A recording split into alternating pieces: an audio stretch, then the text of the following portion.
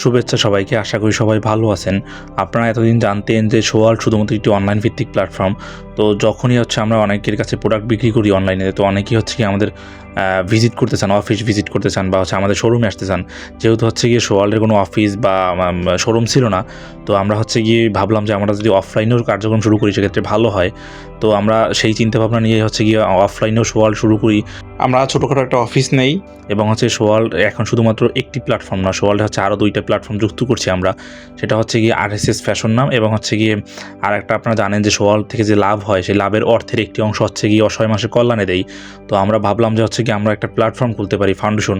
তো ওইখানে আমরাও ডোনেট করলাম এবং অন্য যারা ডোনেট করতে চায় তারাও গিয়ে ওইখানে ফাউন্ডেশনে ডোনেট করতে পারলো। দেন আমরা আরও বড় পরিসরে ভালো ভালো কাজ করতে পারলাম। সব কিছু মিলিয়ে বলা যায় আমরা বড় পরিসরে আসতেছি, আমাদের ওয়েবসাইটের কাজ চলতেছে। তো আপনারা ভিডিওতে দেখছেন হয়তো বা যে অফিসটা আসলে গোছানো। যখন অফিসটা নেওয়া হয় তখন এরকম অবস্থা ছিল না, খুবই বাজে অবস্থা ছিল। এইটা মূলত আগে গিয়ে চাইনিজ রেস্টুরেন্ট ছিল, সেই নোংরা জায়গা থেকে মানুষ করা হয়েছে অফিসটাকে। এখন মোটামুটি বসা যায় বা একটা অফিসের মতন ভাইব আসতেছে।